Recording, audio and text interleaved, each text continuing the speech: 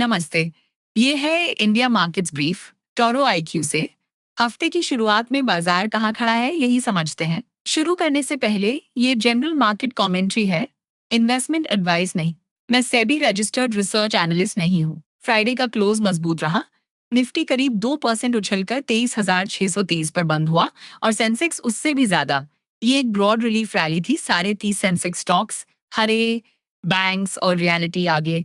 Trigger India के बाहर से आया। यूएस और ईरान ने अपने कॉन्फ्लिक्ट को शांत करने और स्ट्रेट ऑफ हॉर्मुज खोलने का एक ड्राफ्ट डील किया, ऐसी खबर है। इससे क्रूड 3 महीने के लो पर आया, जो इंडिया के लिए बड़ी बात है क्योंकि हम अपना ज्यादातर ऑयल इंपोर्ट करते हैं। और उसी दोपहर एक दूसरा टेलविंड भी आया। मई का इन्फ्लेशन 3.93% पर, उम्मीद से नरम। अब आज सुबह की सबसे अहम बात, वीकेंड डील कमजोर नहीं, मजबूत हुई।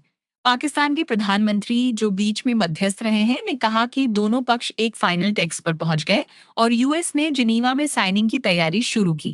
पर और यही जरूरी बात है, अभी साइन नहीं हुई और ईरान टर्म्स पर सतर्क रहा। ऑयल ने अपनी गिरावट बनाए रखी, ब्रेंट $87 के नीचे। तो इंडिया हफ्ता कैसे खुलता है? रिलीफ के साथ पर अधूरी। सस्ता ऑयल और नरम इन्फ्लेशन असली है और ये ऑयल इंपोर्टर की मदद करते हैं, तो टेलविंड मौजूद है। रिस्क एक ही जगह है। अगर साइनिंग टलती है तो जिस मूव ने उस पर भरोसा किया वो जल्दी वापस दे सकता है। यही पहली चीज है देखने की।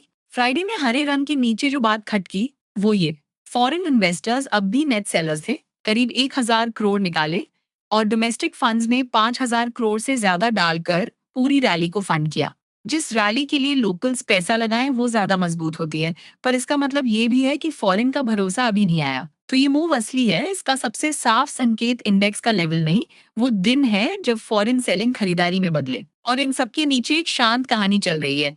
इंडिया ने इस महीने फॉरेन बॉन्ड मनी के नियम बदले, एक टैक्स कट और एक नई डिपॉजिट विंडो के साथ, और पहला फॉरेन पैसा इंडियन गवर्नमेंट बॉन्ड्स में आना शुरू हुआ, जबकि शेयर से निकल रहा है। ये धीमी स्ट्रक्चरल कहानी है, ऑयल की सुर्खियों के शोर से अलग, पूरे हफ्ते देखने लायक। तो हफ्ते के लिए 3 चीजें। पहली, जिनीवा साइनिंग सच में होती है या नहीं। दूसरी, ऑयल अपने लो के पास रहता है या नहीं।